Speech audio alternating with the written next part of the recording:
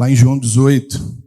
Reino de Deus, é o governo de Deus. Onde está sendo implantado esse reino?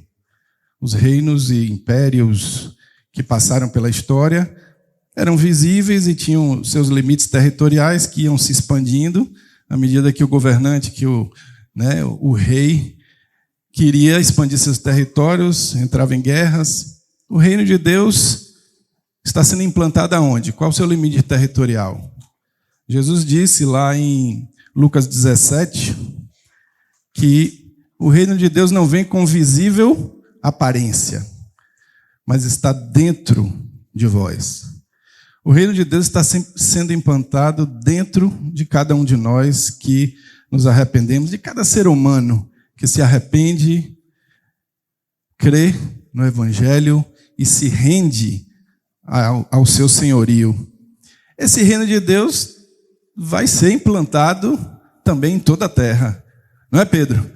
Quando Jesus vier, não é isso que você nos ensinou aqui, segunda-feira?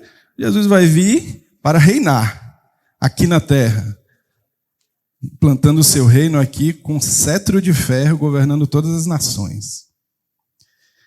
João Batista começou o seu ministério dizendo o quê? Arrependei-vos, porque está próximo o reino de Deus, ou o reino dos céus. Está no início lá de Mateus. Jesus também, Marcos 1,15, Jesus também falou a mesma coisa, arrependei-vos, porque está próximo o reino dos céus. Jesus falou que o tempo estava cumprido, chegou, se cumpriu o tempo estava cumprido e o reino de Deus está próximo, o reino de Deus está perto, o reino de Deus está acessível. Portanto, se arrependam e creiam no Evangelho. Jesus começou seu ministério assim, falando. Esse reino era um ponto central na pregação de Jesus, no seu ensino e nas suas parábolas. Quando ele enviou os 12 para pregarem sem ele, ele disse para eles pregarem que estava próximo o reino de Deus. Mateus 10, Marcos 6, Lucas 9. Esses textos eu vou citando aqui, mas a gente não vai abrir eles. Quando Jesus enviou os 70, o que ele disse? A mesma coisa. Pregar que está próximo o reino de Deus. Jesus também disse lá em Lucas 16, que desde João Batista, a lei e os profetas duraram até João. E desde João Batista vinha sendo anunciado o evangelho do reino de Deus. E todo homem se esforçava por entrar nele. O que aconteceu com Jesus depois da sua morte e da sua ressurreição? Antes de subir aos céus, passou 40 dias aqui com os discípulos. Atos 1:3 diz que ele falava com os discípulos sobre o reino de Deus. 40 dias entre a sua ressurreição e a sua ascensão. E depois que Jesus subiu aos céus e enviou o Espírito Santo, o que os apóstolos e os discípulos, os demais discípulos, o que a igreja falava e pregava e ensinava? Reino de Deus, reino de Deus. Você vê isso muito em Atos. Atos 8, com Filipe, Atos 14, 19, 20, vários textos de Pedro, Paulo, pregando, ensinando o reino de Deus, insistindo para que o povo se arrependesse. Eles explicavam muito sobre o reino de Deus. Jesus fazia isso muito, falava, as parábolas de Jesus são cheias de reino de Deus. O reino de Deus é semelhante ao fermento, o reino de Deus é semelhante a isso, aquilo, reino, reino, reino. E Jesus explicava muito para todos, para os seus discípulos também. E nós devemos explicar muito sobre o reino de Deus. Não somente para os contatos, mas para nós, entre nós, falar muito sobre o reino de Deus continuamente. Mas Jesus não somente explicou o reino de Deus, Jesus também aplicou o reino de Deus nas vidas. Todos sabem aqui, por exemplo, o caso do jovem rico. O que Jesus disse para o jovem rico? Mateus 19 diz assim, 16 a 22. Diz assim: disse-lhe Jesus: Se queres ser perfeito, olha a aplicação do reino. Se queres ser perfeito, por quê? Porque ele disse, Jesus tinha dito, ele tinha perguntado a Jesus, né, o que é que ele deveria fazer. E Jesus disse, vai, cumpre os mandamentos. Ele disse, mas eu já cumpro os mandamentos desde a minha meninice. E Jesus disse, se queres ser perfeito, vai, vende tudo que tem e dá aos pobres e terás um tesouro no céu. Depois vem e segue-me. Aplicou o reino de Deus e aquele homem saiu triste porque ele não se deixou aplicar o reino de Deus nele. E Jesus foi aplicando. A outro que disse, segue-me, ele disse, as raposas têm covis, as aves do céu ninhos, mas o filho do homem não tem onde reclinar a cabeça. A outro que ele disse, segue-me, a pessoa que ouviu esse segue-me disse, deixa-me primeiro sepultar meu pai. Mas Jesus disse, deixa os mortos sepultar os seus próprios mortos. Tu, porém, vai e prega o reino de Deus. São aplicações específicas, em situações específicas, em pessoas específicas que Jesus está fazendo e fazia isso constantemente. A outro que disse, deixa primeiro eu me despedir dos de casa, ele disse, ninguém que tendo posto a mão no arado, olha para trás, é apto para quê? Para o reino de Deus. Reino de Deus, reino de Deus. Nós também devemos aplicar o reino de Deus. Como eu estava falando, não somente em contatos, mas entre nós. Eu me lembro de um rapaz um discípulo que estava conosco na época, levou lá para casa. Esse rapaz era aquele contatão que disse assim, eu quero ser batizado. Fala mais devagar, estou rápido demais. Vou falar mais devagar, me ajudem. É porque tem um tempo aqui que fica aqui na minha cara. É porque essa parte eu quero passar mais rápido mesmo, para demorar um pouquinho mais nos testemunhos. Mas esse rapaz chegou lá assim, eu quero ser batizado. Chegou assim, eu preciso ser batizado, eu quero ser batizado, eu creio e tal. Sentamos com ele, pregamos, falamos de quê? O que é que nós aprendemos que devemos fazer falar para fazer discípulos? Falar de quê? Pronto. Falamos de Jesus, creio em tudo. Falamos da porta do reino, arrependimento, renúncia, tomar a cruz, toda a explicação, né? Falamos de tudo. É isso mesmo, eu quero. Tá bom. Aí começamos a testemunhar um pouco da nossa vida, das nossas renúncias para ele. E tinha um irmão, eu já era casado, tinha um irmão lá que era solteiro e que tinha tido experiências no mundo antes de se converter, né? E começou a dar seu testemunho. E nessa questão sexual, ele disse que entendeu o padrão de Deus para o solteiro e estava se mantendo puro, esperando em Deus, se Deus quisesse que ele se casasse e tal, se guardando, tudo isso, né? Bonitinho, deu seu testemunho. E aquele rapaz disse assim, mas como assim? Eu tenho que ficar sem mulher? Aí nós explicamos mais ainda um pouquinho, né? Esse é o padrão de Deus e tal, lemos vários textos para ele. Aí ele começou a mexer a cabeça, começou a andar de um lado para o outro. Rapaz, aí não dá para mim não. Aquele cara que chegou assim com toda a gana para ser batizado, né? Ele disse, isso aí eu não posso ficar sem. Aplicamos o reino de Deus nele e ele não se deixou aplicar e saiu, foi embora. Não sei se foi batizado em outro lugar. Devemos aplicar o reino de Deus também com os nossos filhos, né? Que querem ser batizados.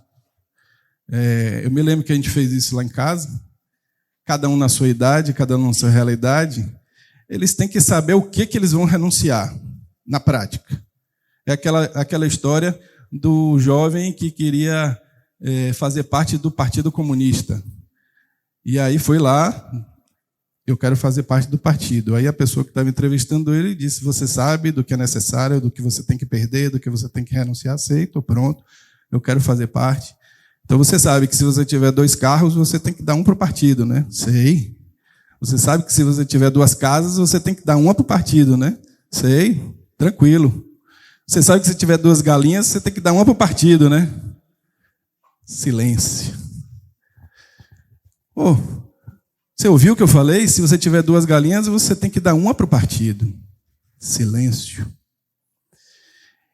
E aí ele perguntou, mas você disse que ia dar seu carro e disse que ia dar sua casa e não vai dar uma galinha? A resposta dele foi, porque 2 galinhas eu tenho. Então, nossos filhos precisam saber renunciar ao que eles têm, o que lhes é concreto. Isso é aplicar o reino de Deus na vida deles. Renunciar a tudo, tomar a cruz, são explicações importantes, mas precisam ser aplicadas na vida. Às vezes, precisa renunciar a algo específico que tem, né? Ou uma pessoa, como a irmã que veio aqui, né? Renunciar à mãe, por exemplo, né? Estar viva. Renunciar e aplicar o reino de Deus. A minha ideia aqui é falar sobre isso com vocês. Aplicar o reino de Deus. Mas em quem? Em mim. Eu aplicar o reino de Deus em mim. Você aplicar o reino de Deus em você. E perseverar e continuar aplicando esse reino sempre. Até que o Senhor volte, até que o Senhor te leve. E eu queria rechear isso com alguns testemunhos de como eu fiz isso quando eu tinha a idade da maioria de vocês aqui e como eu faço até hoje em 3 áreas.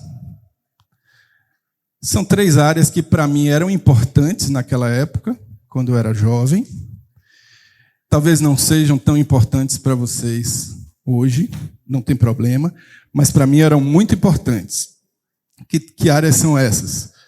Primeiro, com quem casar. Para mim era importante. Segunda, com o que trabalhar.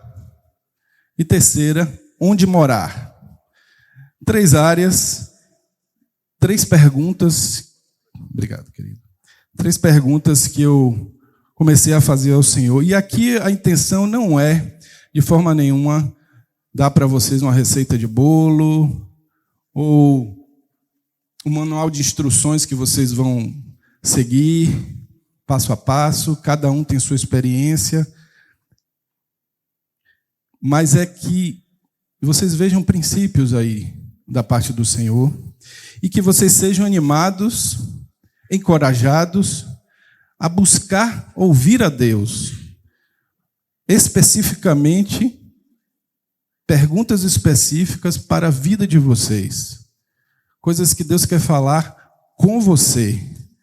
Coisas que você precisa ouvir da parte de Deus. Encorajá-los a isso, porque lá em Jó 33:14, e aqui eu vou falar alguns textos memorizados, numa versão talvez diferente da sua, porque era a versão da Bíblia na época, que foi como eu memorizei. Eu acho que é imprensa, alguma coisa, imprensa bíblica. Jó 33:14 diz assim, diz que Deus fala, ora de um modo, ora de outro, embora o homem possa não atentar para isso. Então Deus fala, certo? Só que nós às vezes não atentamos, não estamos atentos. Então eu animo vocês, porque quando o homem se atenta para ouvir a Deus, Deus vai falar e vai deixar clara a sua vontade.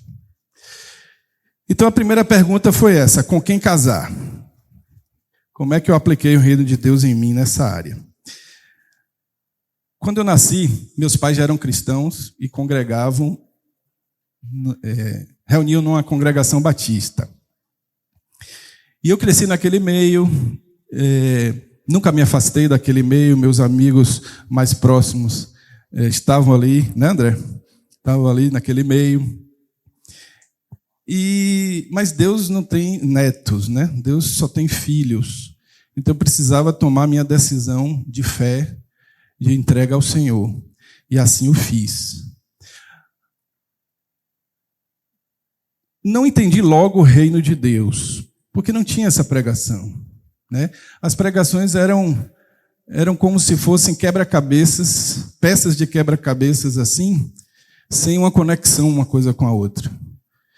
Mas quando eu entendi o que era o reino de Deus, e não sabia esse negócio de aplicar reino de Deus, nunca tinha ouvido falar nessas coisas, eu comecei a aplicar o reino de Deus em mim, sem saber que estava aplicando. O Espírito Santo me levou a isso. Ninguém me falou sobre isso, ninguém aplicou o reino de Deus em mim. Eu comecei a fazer isso por quê? Porque eu comecei a perguntar, se é reino de Deus, se é governo de Deus, então eu tenho que perguntar a Deus o que eu não tinha perguntado sobre minha vida.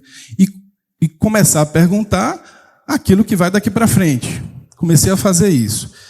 Coisas específicas, por exemplo, nessa área. Então, assim, naquele contexto que eu vivia, havia namoro. Não havia nenhum ensino sobre isso, não havia nenhuma palavra a respeito, nem palavra de ensino e muito menos palavra corretiva, palavra admoestativa, enfim, nada, não havia. Eu namorei naquele contexto, mas não era uma área que Deus reinava em mim. Inclusive, fiquei noivo, cheguei a ficar noivo ali. Antes de começar esse namoro com essa com quem eu fiquei noivo, eu até orei ao Senhor, mas não esperei resposta. É importante dizer que eu segui meu coração, segui a minha vontade e não apliquei o reino de Deus em mim ali. Faltando 2 meses para o casamento, pela misericórdia de Deus, o noivado terminou. E Deus me livrou de um casamento fora da vontade dele, que estava fadado ao fracasso. Depois disso aí, eu decidi que eu não mais decidiria nesse assunto. Inclusive, após alguns meses, eu renunciei ao desejo de casar. Era importante para mim, eu tinha uma necessidade emocional, afetiva, eu queria casar, eu queria formar família, eu queria ter filhos, mas de coração renunciei ao Senhor, renunciei diante do Senhor, casar, ter família, coloquei isso diante do Senhor, com muito choro, muita verdade do meu coração, reino de Deus, eu queria a vontade dEle. E Deus, nesse tempo, me disse que eu iria casar. E me disse que já tinha escolhido a esposa. Então eu passei a orar por ela, sem saber quem era ela. Passei a orar por ela, passei a orar pela família. Comecei a fazer isso. E Deus falou comigo uma coisa muito interessante no texto da tentação de Jesus. Sérgio falou sobre esse texto ontem, da tentação. Mateus 4, veja só o que Deus comunicou comigo. Não tem nada a ver com o assunto, né? Foi assim. Jesus passou 40 dias sem comer. Então, qual era a maior necessidade dele? Comer. Eu tinha uma necessidade muito grande. Deus falando isso comigo, né? Minha necessidade emocional, afetiva. E o diabo vai tentar Jesus na sua maior necessidade. Se tu és filho de Deus, transforma essas pedras em pão. Deus me falou assim, o diabo estava falando para Jesus assim, vá lá e satisfaça a sua necessidade com as suas próprias forças, com a sua própria capacitação, com as suas habilidades, vá lá e se satisfaça. E Deus disse que era isso que eu fazia até então. Eu ia lá e tentava satisfazer a minha necessidade com as minhas próprias forças.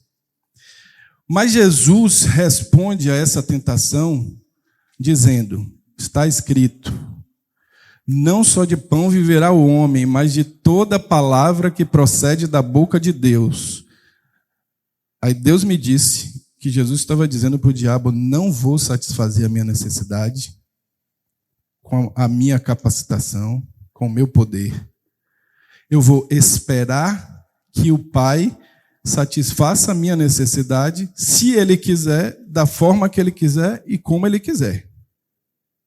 Então eu entendi que Deus estava falando comigo isso. E o que acontece depois que o diabo deixa Jesus? Vem um banquete, né? Deus faz um banquete no deserto e Jesus é servido por anjos. Então Deus vai e satisfaz a necessidade de Jesus de uma forma inimaginável, do jeito dele, da forma dele e no tempo dele. Então, Deus me falou fez a seguinte pergunta: você quer comer pedras ou quer ser servido por anjos? Essa foi uma palavra muito forte para mim e eu entendi claramente e decidi não mais satisfazer minha necessidade com minhas forças, minhas necessidades emocionais, esperar no Senhor. Esperar no Senhor. Mas isso começou a ficar muito difícil quando uma certa jovem apareceu lá na congregação e passou a frequentar com mais assiduidade, né? E passou a andar ali com as pessoas com quem eu andava. E isso ficou muito difícil, chegando ao ponto de, num retiro lá de carnaval, ela ficou num chalé, em frente ao chalé onde eu estava. E aí pronto, passou a andar com todo mundo e tal. Aquilo começou a ficar difícil porque o sentimento estava crescendo, né? Mas eu tinha decidido aplicar o reino de Deus em mim. Eu não queria transformar a pedra em pão. Então o que eu fiz? Eu fui a Deus. Nesse contexto, a gente não tinha uma coisa que é muito maravilhosa que nós temos aqui, chama-se conselheiros. Para mim era difícil ter conselheiros nessa área. Então eu fui ao Senhor e comecei a perguntar: Senhor, o que eu faço? O que eu tenho que fazer aqui? Eu não vou transformar uma pedra em pão, mas o que eu tenho que fazer? Deus me disse 3 coisas. Ele disse: não se aproxime, não conheça e não se faça conhecido. Essa palavra foi para mim, viu? Não é para vocês, não. É diferente. Mas foi o que ele me disse. Não se aproxime, não conheça, não se faça conhecido. Bom, aplicar o reino de Deus em mim. Fiz isso. Não me aproximei, não conheci e não me fiz conhecido. O tempo foi passando e foi piorando. Porque depois do retiro, aí que a assiduidade dela foi lá para cima e era o tempo todo, todos os encontros e o círculo de amizades. Mas eu me mantive na obediência dessa palavra. 2 meses depois desse retiro, eu tirei férias, era o mês de abril, e decidi ir para um congresso de discipulado e de despertamento espiritual em Belo Horizonte. Para minha surpresa, ela foi também. Hein? Não ajudou. E nós acabamos ficando junto com outros irmãos na mesma casa. Então aí a situação era o seguinte: de manhã, de tarde, de noite. Nós nos víamos, porque o congresso era assim, a gente ia para o congresso, tinha palavra de manhã, tinha palavra de tarde, tinha palavra de noite, voltava, enfim. E aí, como diriam os mineiros, o trem ficou difícil. Né? Os mineiros gostaram. Então, aí eu comecei lá no congresso, lá em Belo Horizonte, eu comecei a clamar ao Senhor, já não era oração, aí agora era clamor. A clamar ao Senhor de uma forma diferente. Vocês viram que eu não falei o nome dela ainda, né? Mas o clamor era assim: é Patrícia minha esposa? Eu perguntava isso a Deus. Eu perguntava ao Senhor assim: é Patrícia minha esposa? Porque ele tinha me dito que eu ia casar, né? Mas assim, de verdade, o que eu queria saber era a vontade dele. Era isso que eu queria saber. O que me angustiava era eu não saber. Se ele dissesse sim, se ele dissesse não, se ele dissesse qualquer coisa, eu ia ficar em paz, ia ficar feliz da vida, porque aí eu saberia o que eu tinha que fazer. Minha angústia era não saber. Porque eu queria, não sabia na época desse termo, mas o que eu queria era aplicar o reino de Deus em mim. Naqueles dias ali no congresso, assim, foi um congresso de muito quebrantamento para mim. Já vinha num processo de muito quebrantamento, eu me humilhando muito na presença do Senhor. Deus estava me revelando muitos pecados. Eu tive um sonho que eu tirava uma fita da boca, assim, ó, e essa fita era toda enrugada e saía, e saía, e saía, e não parava de sair. E Deus me disse que essa fita eram os meus pecados, que ele tinha que botar para fora, botar para fora, botar para fora, trazer à luz E isso Deus estava fazendo, me limpando completamente por dentro.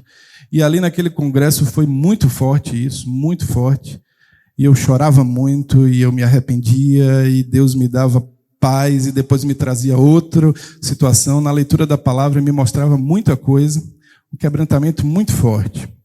Até o ponto de que, numa determinada noite lá, depois de muitas situações dessa, Deus me levou a João 16:8, se eu não me engano, que diz assim,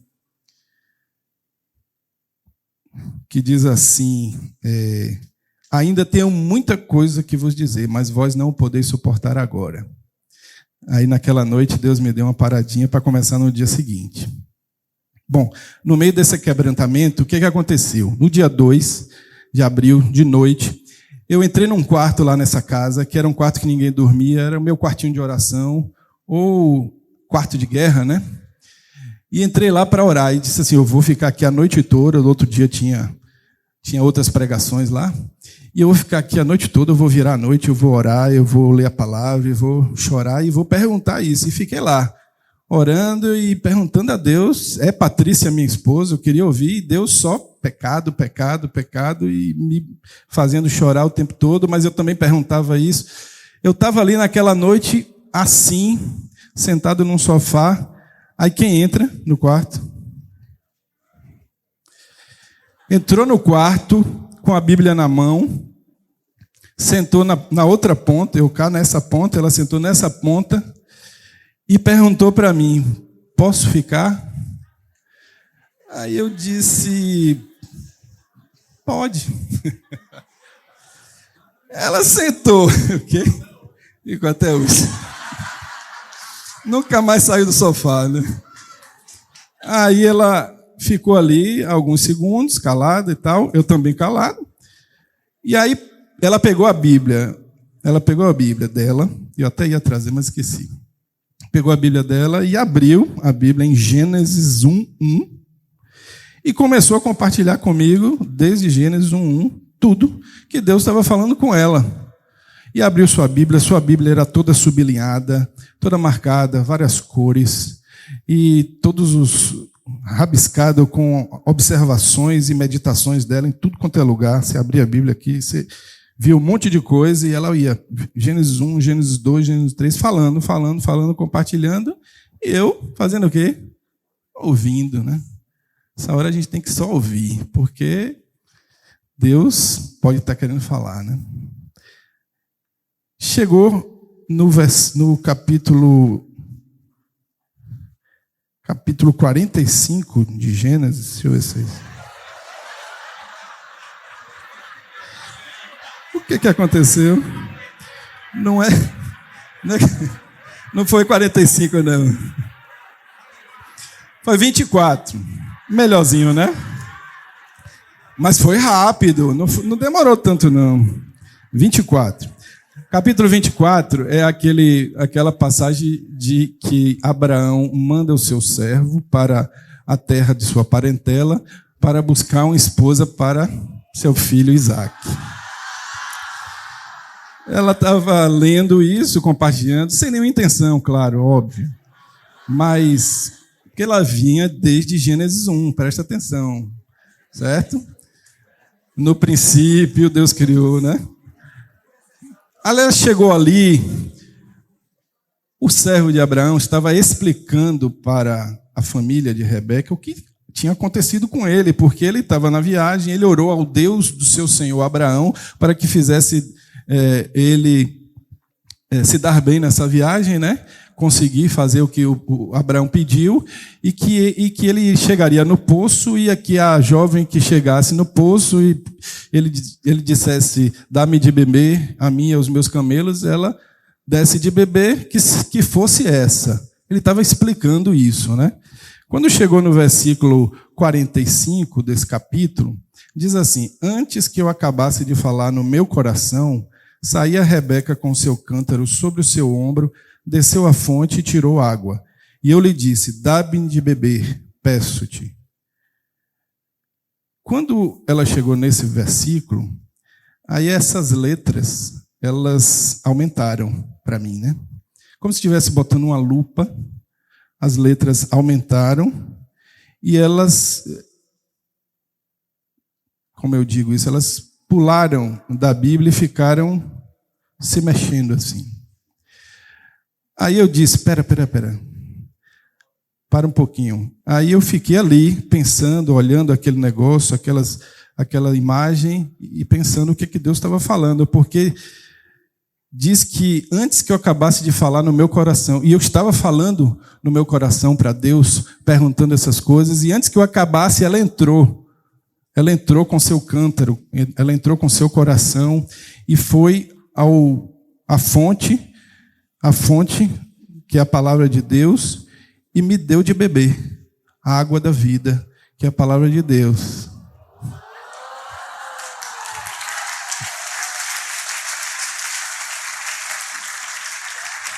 Eu sei que vocês já estariam convictos nessa hora, eu sei disso, mas eu sou complicado, certo? Então, esse negócio mexeu demais comigo, mas eu pensei assim, meu Deus, essa é a minha vontade. Será que eu estou confundindo? Será que eu estou querendo fazer a minha vontade? Porque entendam, meu maior desejo, a minha angústia era entender a vontade de Deus, seja ela qual fosse. Continuou ali aquela noite, ela saiu, eu fiquei mais um tempo, não sei até que horas, depois, muito de madrugada, fui dormir. No outro dia, fomos para o congresso, de manhã, de tarde, palavra de quebrantamento continuou muito fortemente comigo. E à noite, nós fomos, e um dos pastores estava ministrando sobre um tema que não me pergunte, eu não sei qual era, e ele começou a falar lá sobre como ele conheceu a esposa. E ele dizia, eu nem sei porque eu estou falando isso, mas eu estou falando. E ele começou a falar e ele disse que ele era um pastor numa congregação, e ele estava sentado esperando a hora de ministrar, viu uma jovem, viu a silhueta, não viu o rosto, aí ele pediu para a congregação se levantar para ver se ele via, mas não conseguiu ver, depois pediu para a congregação sentar, não conseguiu ver, depois ficou na porta, tem esse negócio lá, né? Fica na porta depois do culto para apertar a mão, mas ela saiu pela outra porta e ele ficou agoniado e foi atrás dela e se apresentou e se conheceram. Eu estava em cima assim, como vocês aí, e ela estava lá embaixo e eu olhei assim e eu só vi a silhueta dela também, né? Não vi o rosto. Mas ele disse que teve um retiro e ele estava na mesa com vários jovens e muita conversa ali e tal, edificação, e os jovens foram saindo, e ele ficou só na mesa e tinha várias Bíblias na mesa. E uma Bíblia chamou a atenção, que era como essa Bíblia? Toda marcada, toda sublinhada, rabiscos para todo lado, meditações escritas, tinha rosa, então ele entendeu que era de uma mulher. E esses jovens depois todos chegaram, e quando ele viu, de quem era a Bíblia? Dela. Quando ele falou isso, que eu me lembrei da noite anterior, da Bíblia dela, aí, meus irmãos, veio um fogo do céu que entrou dentro de mim. E esse fogo entrou dentro de mim e me produziu uma certeza que eu nunca tive na vida. E todas as dúvidas se dissiparam. Como a luz vem e as trevas vão embora. Deus falou comigo. Chorei para me acabar, mas Deus disse outra coisa. Ele disse assim, não fale com ela. Isso que eu estou te dizendo aqui agora. Amém. Vamos aplicar o reino de Deus em mim. Nos 16 dias que se seguiram, isso era dia 3, eu estava de férias, nós voltamos para Salvador, e aí nos vimos todos os dias. Não tinha mais aquela amarra lá que eu não podia me aproximar, me fazer conhecido, me conhecer, só não podia falar, né? Que ela era minha esposa. Então, nos 16 dias, nós fomos nos conhecer. E ali oramos muito, todos os dias, orando, lendo a Bíblia, pregando o Evangelho, compartilhando. Foi muita intensidade naqueles dias. E depois de 16 dias, no dia 19, Deus me confirmou que eu poderia falar com ela. Então nós fomos ali para o Farol da Barra, sentamos num banco lá e eu preparei, né? E disse assim: eu tenho uma coisa para te perguntar. Você está preparada? Aí ela engoliu em seco, né? Se perfilou toda e disse: estou. Aí eu dei uma pausa para criar um climazinho, né, de suspense. E aí falei bem pausadamente assim, ó: você quer casar comigo?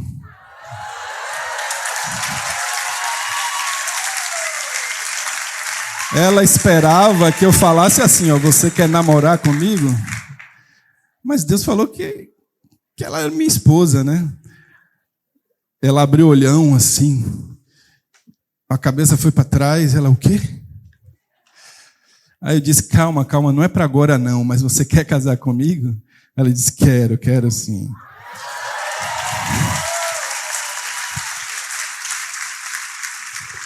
Isso foi há quase 26 anos. 26 anos. Nós nos casamos 3 anos depois. Depois, mais para frente, eu vou explicar por que nos casamos 3 anos depois. Eu já trabalhava, eu era engenheiro, trabalhava na Telemar, Telebahia, que virou Telemar, que depois virou Oi. Eu tinha até um apartamentozinho, um quarto-sala. Poderíamos adiantar esse casamento. Tinha uma palavra de Deus, né? Não nos conhecíamos ainda, 16 dias só. Precisávamos nos conhecer. Mas depois eu explico por que demorou 3 anos. O que eu quero dizer agora é que são quase 23 anos de casados e eu preciso continuar aplicando o reino de Deus em mim, no meu casamento. Eu preciso continuar ouvindo a Deus e fazendo a sua vontade no meu casamento.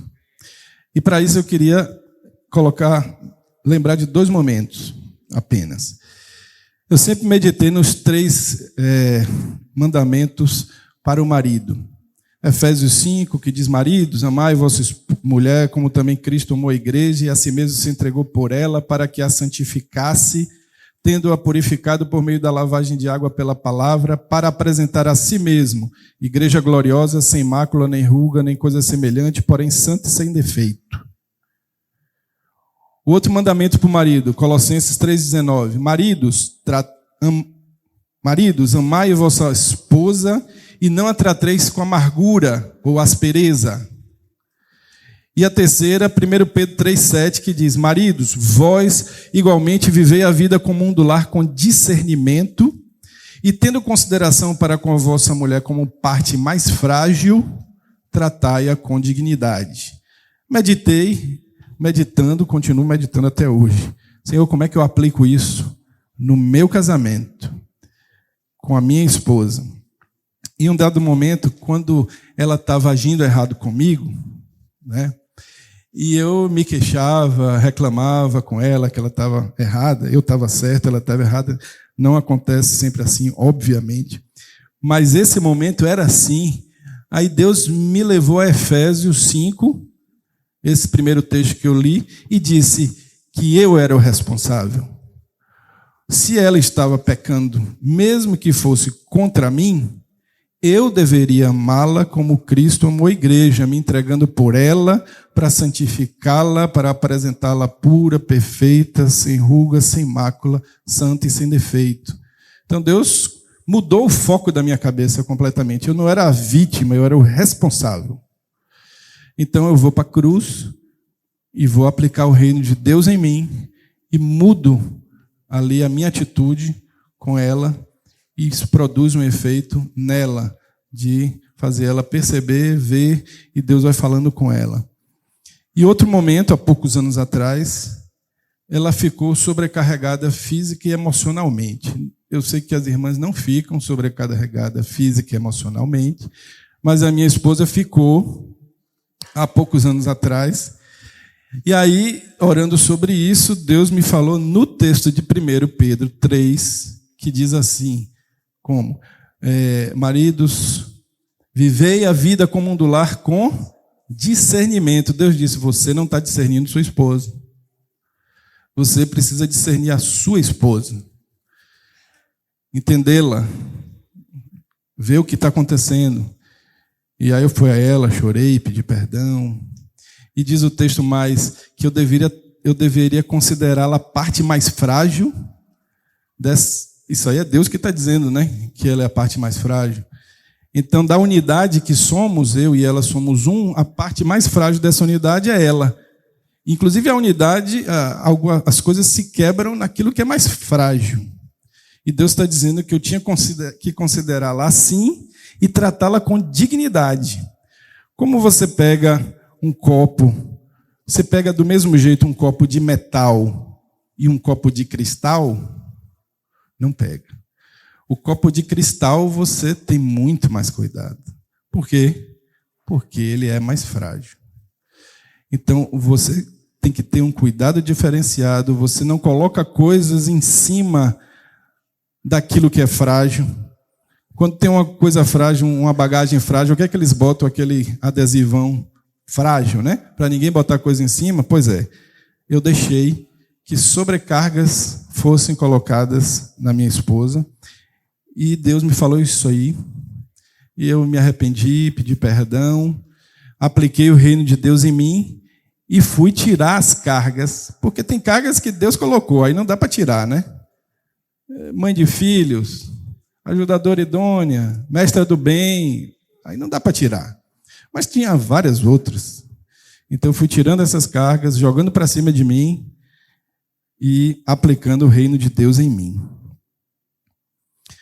As outras duas perguntas, eu vou falar um pouco juntas. A primeira foi essa, com quem casar. A segunda é com o que trabalhar. E a terceira é onde morar. Por que que nós nos casamos só 3 anos depois?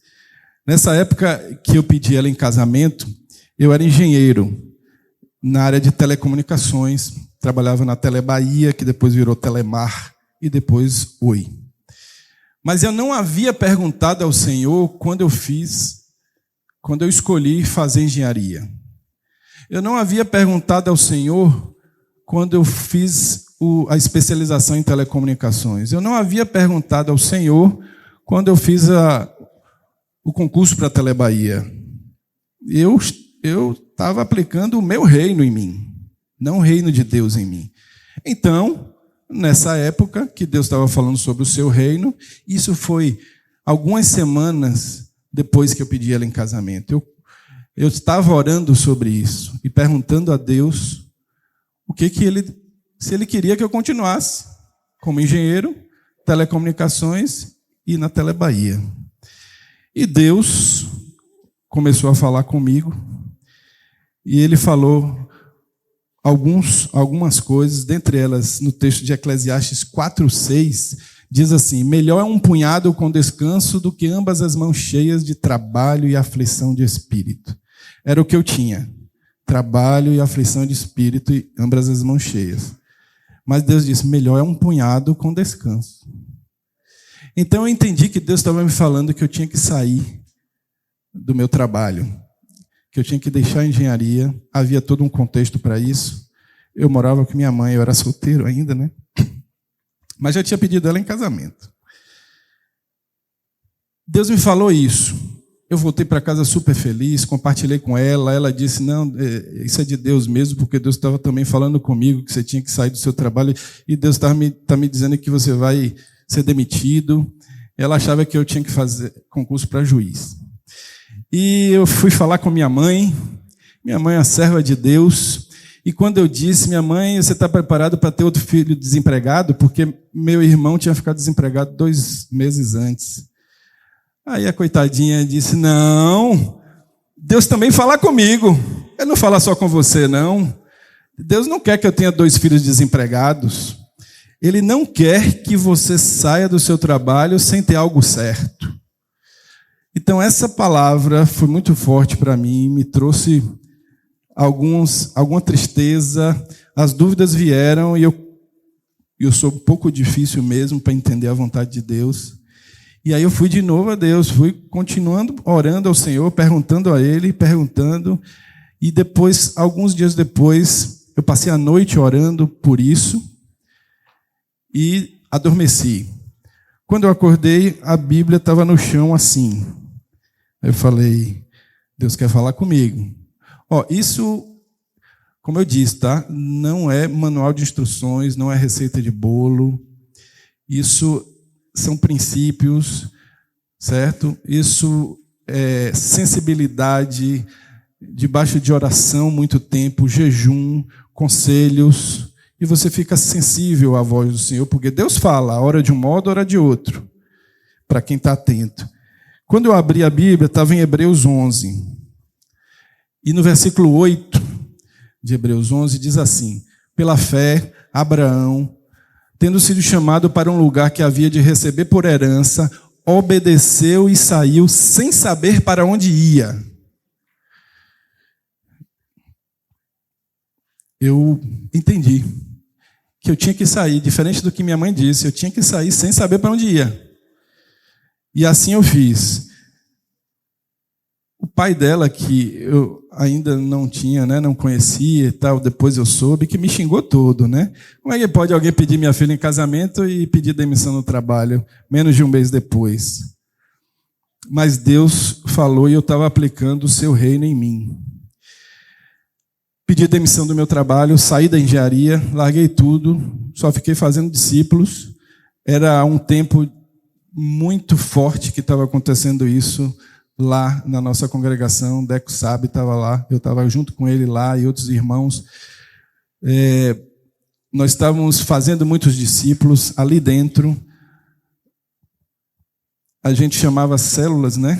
É como se fossem grupos caseiros de jovens e adolescentes, coordenando, liderando esses grupos. Eu estava num companheirismo com o Danilo, pujante. Isso tudo acendia e aquecia meu coração. Era isso que aquecia meu coração naquele tempo. Depois Deus me direcionou a fazer um concurso específico. E ali, antes de Deus me falar sobre esse concurso especificamente, eu até fiz um curso preparatório para concurso, mas o que eu queria mesmo é fazer a obra. Mas Deus me falou, me deu uma palavra clara e específica para eu ser pastor. Quando Deus me falou essa palavra específica para ser pastor, eu tive muito medo. Por quê? Porque o que eu tinha na minha cabeça de ser pastor não era isso que está na cabeça de vocês. Na minha cabeça, ser pastor eu tinha que ir para um seminário, passar 4 anos lá num seminário teológico, me formar em bacharel em teologia e ser contratado por uma congregação em algum lugar e começar a pastorear com aquelas atividades ali que eu via desde pequeno e que eu não queria. Não era isso que eu queria. Isso me produziu muito medo, essa palavra de Deus, e Deus me levou para 1 João dizendo, no amor não há medo. Antes, o perfeito amor lança fora todo medo. Só que eu continuei com medo. O que aconteceu? E aí vem o ponto do conselho, que é muito importante.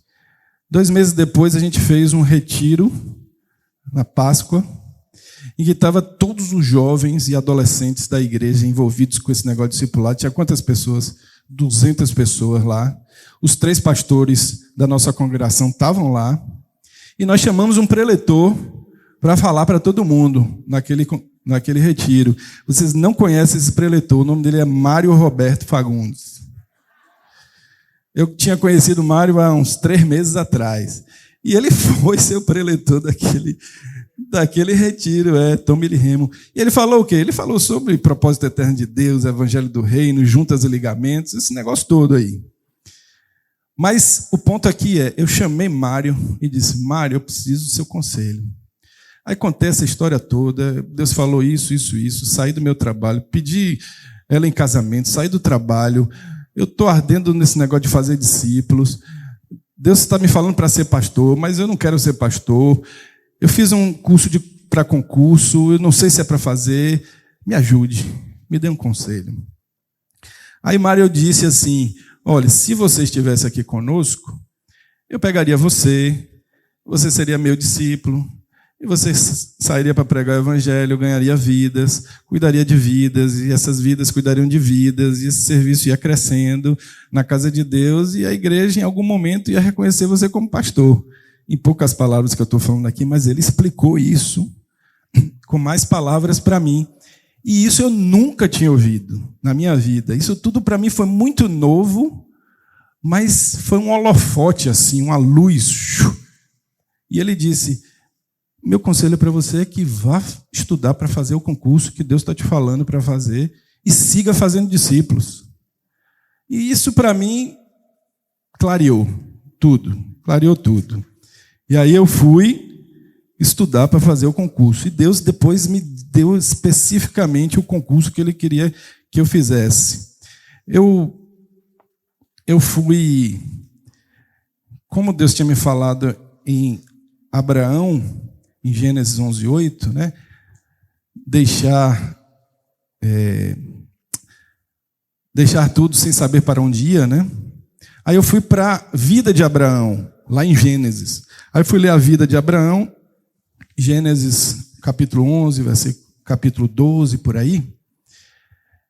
E eu vi que Abraão, ele morava com o pai dele, Tera, em Ur dos Caldeus, com Ló também, que era o sobrinho dele e tal. Estava todo mundo ali em Ur.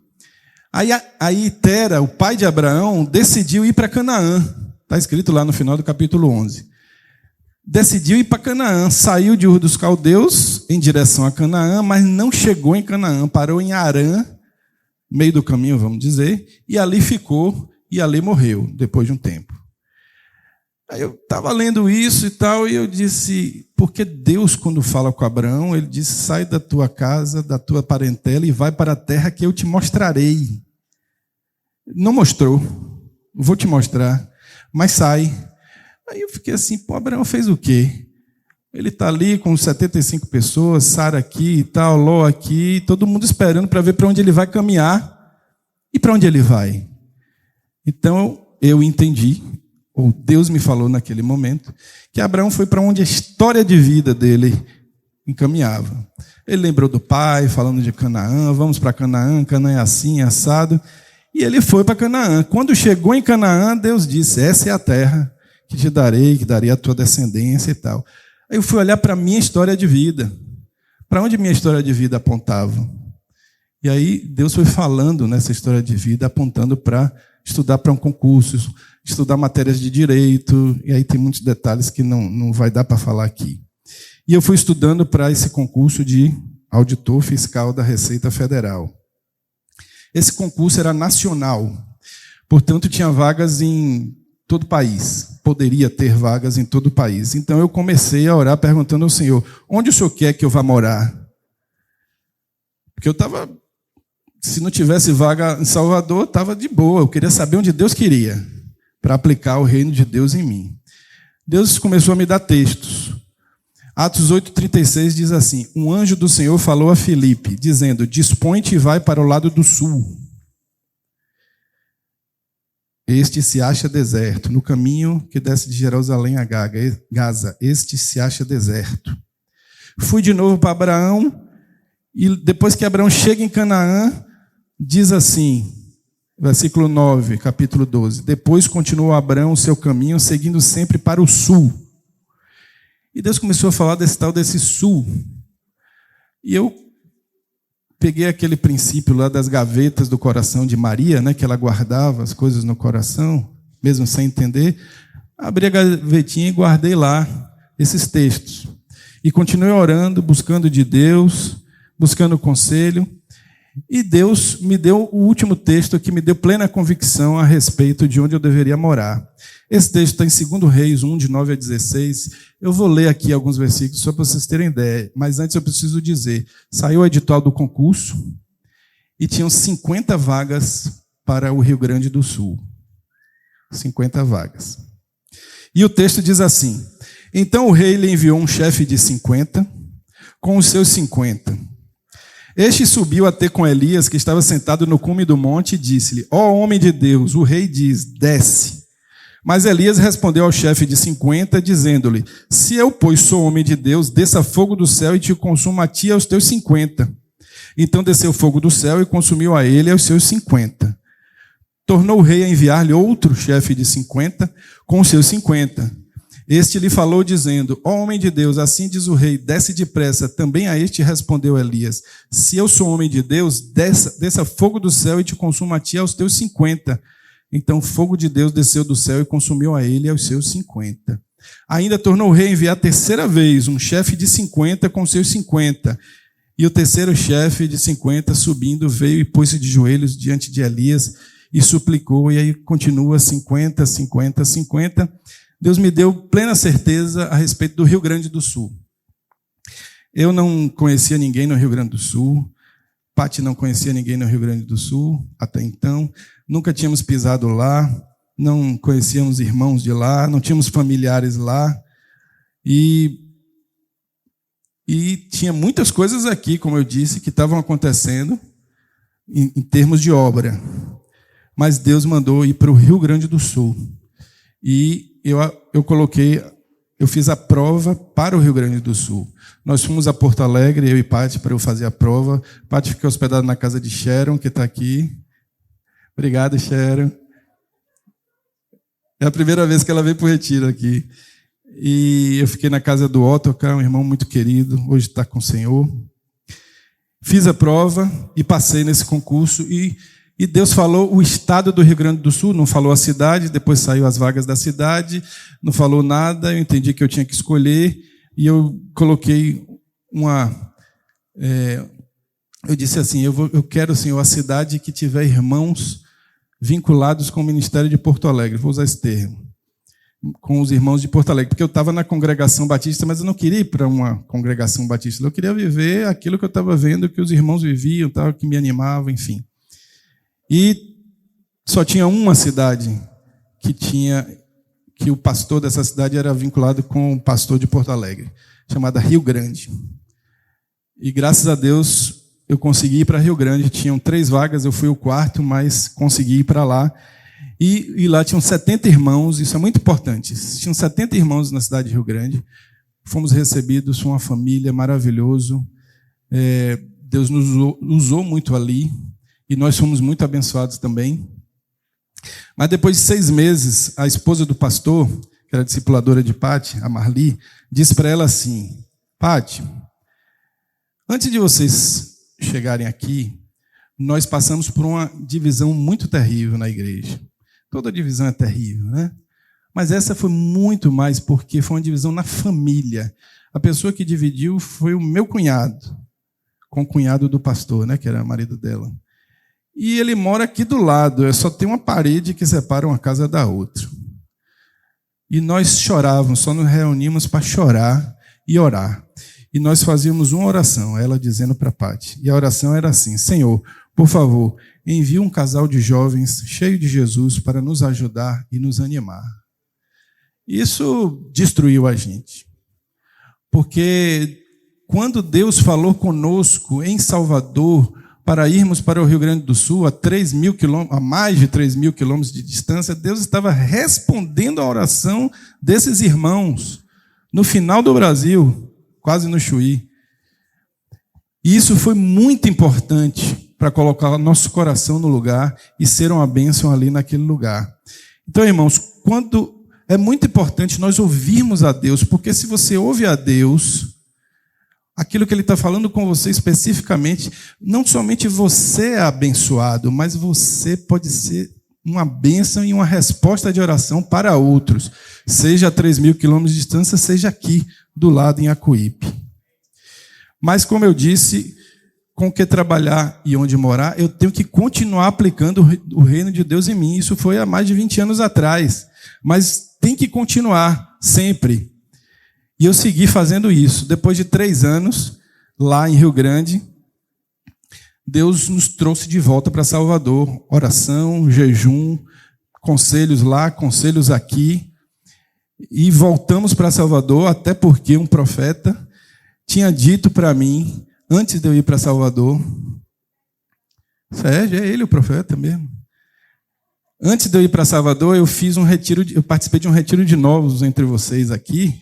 Eu estava na Batista ainda, mas participei desse retiro de novos. E Serjão chegou para mim e me deu Gênesis 28:15. Diz assim, ó: eis que estou contigo e te guardarei por onde quer que fores, e te farei tornar esta terra, pois não te deixarei até que haja cumprido aquilo de que tenho falado. Aí eu falei: Sérgio, então eu vou voltar a essa terra? Aí ele disse: não era isso que eu estava querendo dizer. Eu queria dizer que Deus vai contigo e vai te guardar e vai fazer tudo aquilo que Ele está te falando. Mas está aqui, está feito, é isso aí. E Deus cumpriu essa palavra do profeta e nós voltamos. Procurei Mário, procurei Sérgio, fiquei vinculado aqui com vocês. Companheirismo com meu amigo Decão, lá na Pituba. Fui morar na Pituba, ali no Aquários. Deco foi para lá também, ficamos juntos ali. Não. Depois vou contar o que é que aconteceu aqui, rapidinho. Ó. Posso? 5 anos, mais ou menos, depois disso. Ali foi, né? Ali a gente se tornou líder de grupo caseiro juntos, tendo discípulos, e a obra continuando. Mas 5 para 6 anos depois, nós vendemos nosso apartamento e compramos um outro apartamento no mesmo bairro, maior, bem maior, em construção. E fomos morar de aluguel esperando esse apartamento ficar pronto. Só que no final daquele ano Deus começou a falar conosco um monte de coisa, mudar um monte de coisa na nossa vida, na vida da família, e começou a produzir com muita intensidade uma impressão muito forte de que deveríamos sair, ir para outro lugar. Não dá para detalhar isso aqui, mas isso foi uma impressão muito forte, que entendi que Deus estava falando isso. Mas aí, conversei com o Mário, conversei com o Marcos, conversei com o Sérgio, conversei com o André, conversei com o Lazinho também, conversei com o Lemuel, conversei com a turma toda que estava próxima, e orando, jejuando sobre isso. Eu precisava desesperadamente saber qual era a vontade de Deus. Esse é o ponto que se vocês esquecerem tudo, se lembrem disso. Eu queria aplicar o reino de Deus em mim. E até escrevi um e-mail para Sérgio, naquele momento, dizia assim o e-mail: ó, sinto que tenho tanta coisa em minha mente, indo e voltando, não vejo claramente, sinto-me em confusão. Entenda, não é uma confusão confusa. É uma confusão direcionada. Não por mim, mas por Deus. Era uma doideira. Mas foram meses de muita oração, fiz uns 100 dias de jejum aí, muito aconselhamento. Coloquei o apartamento à venda, e quando o apartamento vendeu, em agosto, eu peguei a família e fomos para Minas Gerais. Tinha um negócio forte ali no coração em relação a Minas. Fiquei 18 dias rodando com Carlos Cardoso lá em 9 cidades, Belo Horizonte, Ipatinga, até o Triângulo Mineiro a gente foi, Patos de Minas, Uberlândia. Encontramos com Wanda, Cida lá, Paula. Cadê Wanda? Está aqui, não? Wanda está aí fora. Cadê você, Wanda?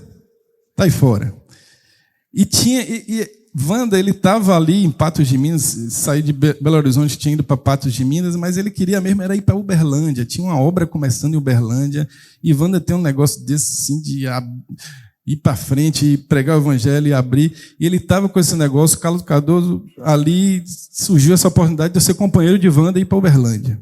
Fiquei todo empolgado com isso, batendo com aquilo que eu estava sentindo da parte de Deus e tal. Voltei, continuei em jejum e fiz o pedido de remoção do trabalho para Uberlândia. Fui até lá na Receita Federal em Uberlândia, conheci o pessoal e tal. Mas Deus não quis. Deus fechou essa porta de Uberlândia.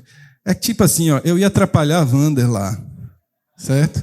Então Deus disse: deixa a Wander lá em Uberlândia, que o negócio lá vai bombar como bombou. Ele é presbítero lá, já tem outro, já está querendo ir para Santarém, no Pará. O cara não para em lugar nenhum. Não vai não, você vai atrapalhar. Mas aquele negócio de sair continuou. Então aí eu fui, continuei orando e pedindo conselho. Aí fui para Lauro de Freitas procurar casa em Lauro de Freitas, longe, né? Lauro de Freitas é grande Salvador, mas é outra cidade. E achei uma casa. E aquela casa eu falei com todo mundo e tal. Quando eu estava falando com o Sérgio, ele disse assim: compre-a. Ele falou isso. Compre-a. Eu falei, é mesmo, Sérgio? É, compre-a. Tá bom. A casa custava 100 mil reais a mais do que o dinheiro que eu tinha e Deus tinha me dito para comprar à vista. Aí eu falei com o corretor, ó, eu tenho esse valor aqui, 100 mil a menos, a proposta é essa, dinheiro na mão. No mesmo dia, o corretor me ligou dizendo, ele quer vender, é sua. E nos mudamos então para Lauro de Freitas, outra cidade, outro setor, outro presbitério ali, outro grupo caseiro, pegamos os discípulos, arrumamos lá, né, Deco? Todo mundo ali bem ajeitadinho, larguei tudo e fui para lá. Por quê? Porque Deus estava mandando. Esse aqui é o ponto. Se Deus manda você ficar, fique. Se Deus manda você sair, saia. O que Deus mandar, faça. Agora, oração, jejum, palavra, conselho, tudo, né? Então, eu apliquei o reino de Deus em mim aí. E por último, depois de 7 anos, ali em Lauro de Freitas, 3 grupos caseiros, mais de 100 pessoas ali, junto com 2 irmãos que estavam mais próximos de mim, que eram Lemuel e Joabes. Esses 2 irmãos começaram a dizer, Lemuel começou a dizer assim, eu vou para Portugal. Deus está me falando de Portugal, Portugal, Portugal. Aí Joabes disse assim, eu vou para a África. Deus está me falando que eu tenho que ir para a África. Aí um do lado falava que Portugal, toda hora era Portugal, o outro toda hora era África, África, África. E eu falei, eu vou para onde? Eu vou para onde? E comecei a orar, a perguntar ao Senhor, Senhor, eu vou para onde? Para onde o Senhor quiser. Era um momento que eu estava recolocando fortemente minha vida diante de Deus. Senhor, se o Senhor quiser, eu largo esse trabalho que o Senhor me deu, que é uma bênção. Se o Senhor quiser, eu vendo essa casa que o Senhor me deu, que é uma bênção. E eu vou para onde o Senhor quiser. E Deus me disse, você não vai para lugar nenhum. Fica aí. Pronto. O bom é quando ele fala. Fiquei em paz, mas fiz 3 orações para o Senhor. Senhor, então manda Barnabés para cá, manda obreiros de outros lugares e levanta dentre os homens aqui obreiros para a tua obra, que tenham empuxo, que tenham gana para a tua obra. Por que pedir Barnabés? Porque Barnabé é aquele cara que não tinha esse nome, os apóstolos chamaram ele de Barnabé, filho da consolação. E quando o evangelho chegou a Antioquia, não por uma direção dos apóstolos mandar gente para pregar, mas por causa da perseguição, e quem foi perseguido foi saindo pregando, e chegou a Antioquia. Quando os apóstolos em Jerusalém souberam de Antioquia, mandaram Barnabé. Barnabé chegou lá e viu a graça de Deus que havia ali, e se alegrou com a graça de Deus que ali havia. E ficou lá ajudando, colocando ordem, estabelecendo, chamou Saulo vindo de Tarso, ficou com ele ali em Antioquia, estabelecendo todas as coisas. Eu disse, Senhor, envia Barnabés aqui. E Deus enviou. Enviou Barnabés, o Senhor enviou obreiros e o Senhor levantou obreiros para a sua obra. Em nome de Jesus, eu quero continuar perseverando em aplicar o reino de Deus em mim nessas áreas e em todas as áreas da nossa vida. E queria que vocês fossem animados em seu coração a aplicarem o reino de Deus em vocês. A partir de quê? A partir de ouvir a Deus e obedecê-lo. Em nome de Jesus. Venha teu reino, seja feita a tua vontade, Senhor.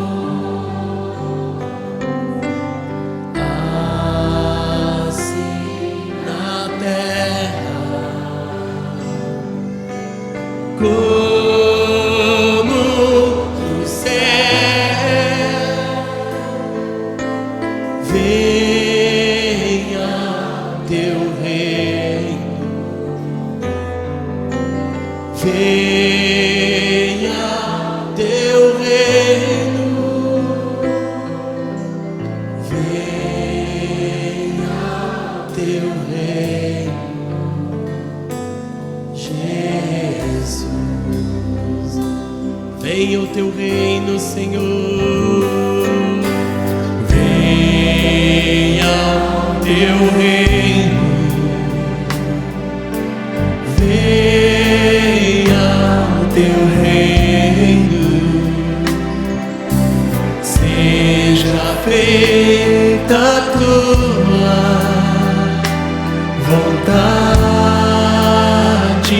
Senhor,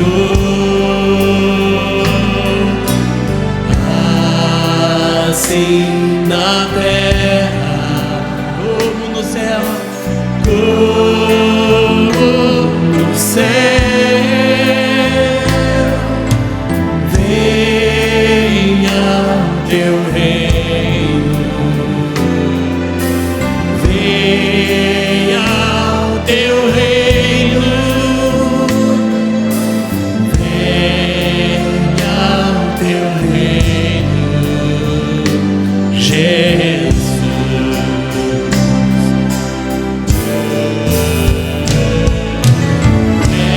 Venha teu reino,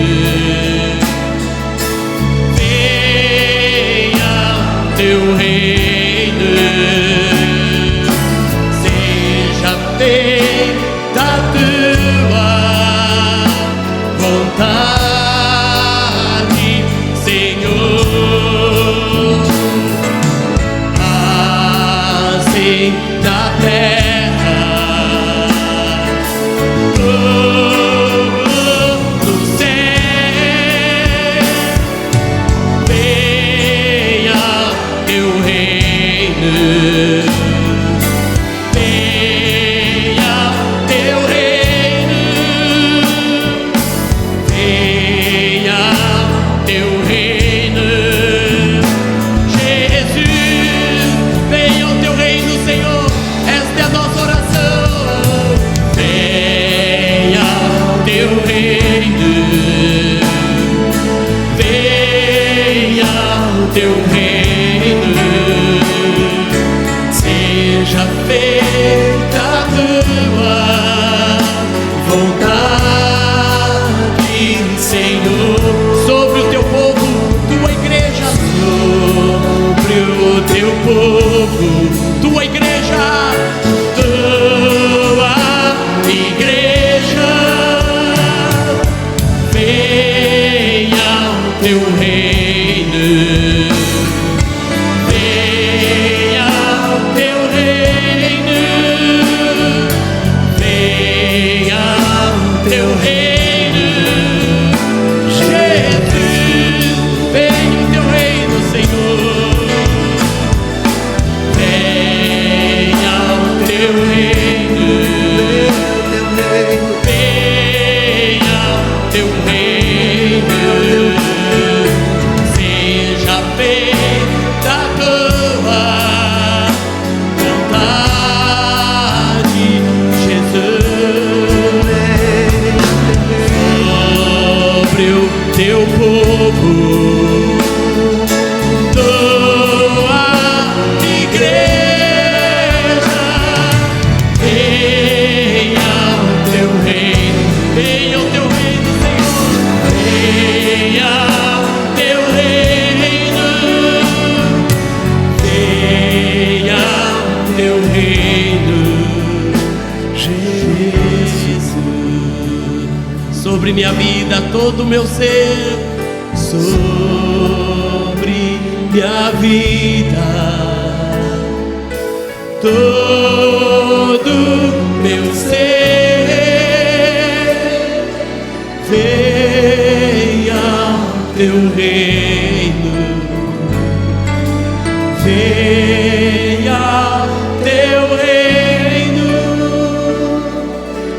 venha teu reino, Jesus, sobre minha casa, minha família, sobre minha casa, minha família, venha teu reino, venha teu reino, venha teu reino, Jesus. Aleluia, Senhor. Venha o teu reino, Senhor. Seja feita a tua vontade, Senhor. Teu reino venha. Na vida do teu povo, Senhor. Na vida dos teus filhos, Senhor. Em nossa nação, Senhor. Sobre os povos, Senhor. Venha o teu reino, Senhor. Venha o teu reino, Senhor. Aleluia. Aleluia, Senhor. Venha o teu reino. Venha o teu reino. Venha o teu reino, Senhor. É chegado o teu reino, Senhor, sobre a tua igreja. É chegado o teu reino sobre as nações, Senhor. Aleluia, Senhor. E o teu reino será implantado sobre os povos, Senhor, através da tua igreja, através da vida de cada discípulo, totalmente rendido à tua vontade, vivendo neste mundo a tua vida, Senhor, o teu propósito. E assim o teu reino, Senhor, se alastra por toda parte. Aleluia, Senhor. Eis-nos aqui, Senhor. Cada um de nós, Senhor. Queremos ser aqueles, Senhor, proclamadores do teu reino.